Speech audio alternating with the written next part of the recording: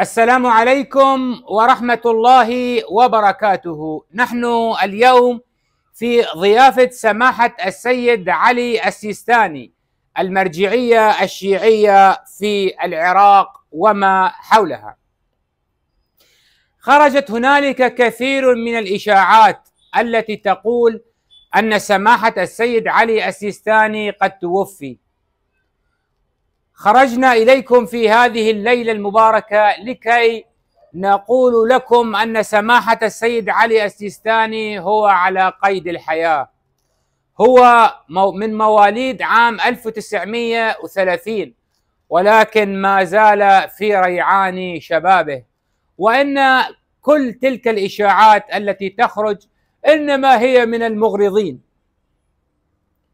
سماحة السيد علي السيستاني هو أمامنا حي يرزق، ولكن للأسف الشديد الإنسان عندما يكبر في العمر تتغير ظروفه.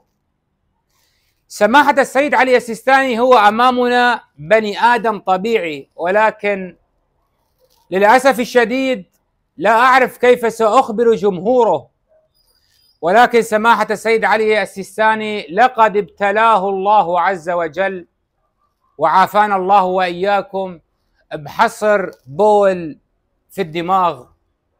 لا حول ولا قوة إلا بالله. إذن أصيب سماحة السيد بحصر بول في الدماغ، والآن هو يبول من أذنيه.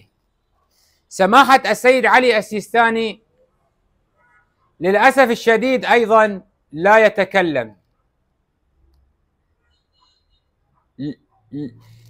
يسمع فقط. سماحة السيد علي السيستاني يسمع فقط، وهو مشلول بشكل تام. عنوان هذه الحلقة أيها السادة هي مواضيع متفرعة. أولا، الموضوع الأول: سماحة السيد علي السيستاني ومقتدى الصدر وعلي خامنائي وحسن نصر الله وإبراهيم رئيسي ومحمد بن شمس الدين، كل هؤلاء يدعون أنه يعود نسبهم إلى الإمام الحسين رضي الله عنه، ولكن في الحقيقة الإمام الحسين عندما استشهد لم يكن عنده إلا ولد واحد، وهو علي زين العابدين. كل من يرتدي عمامة سوداء يدعي أن جده الإمام الحسين، حتى محمد بن شمس الدين ذلك متقطع يدعي أن نسبه يعود إلى الإمام الحسين. نريد أن نسأل سماحة السيد علي السيستاني: كيف يرجع نسبه إلى الإمام الحسين وهو ليس بعربي أصلا، هو من بلاد سيستان، لا شأن له بالعرب. ومحمد بن شمس الدين هو من عشيرة البقارة وهو من الهند. ما لك وما الحسين؟ الحسين لديه ولد واحد اسمه علي زين العابدين.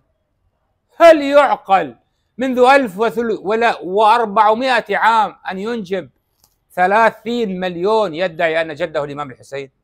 هذا الموضوع الأول.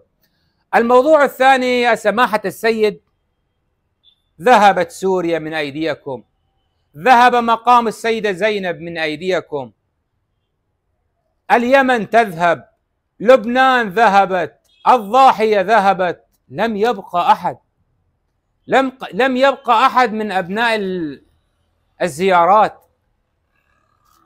هل سينقرضون؟ لماذا لم يفعلوا شيء لفلسطين؟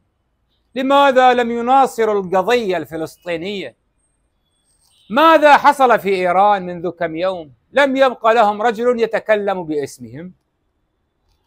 كل هذه الأسئلة أيها السادة سوف نطرحها على سماحة السيد علي السيستاني، ولكن بلغة